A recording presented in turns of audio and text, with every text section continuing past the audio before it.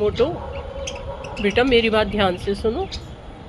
कल तुम अकेले रहोगे घर में। पहली बात तो डरना नहीं, सबका ख्याल रखना है, टाइम से खाना खा लेना, ठीक है, और सबको खिला देना। बेटा आप बड़े हो ना, ठीक है, समझ आ गई ना मेरी बात। और लड़ना तो बिल्कुल भी नहीं है, okay. Good girl, good girl है।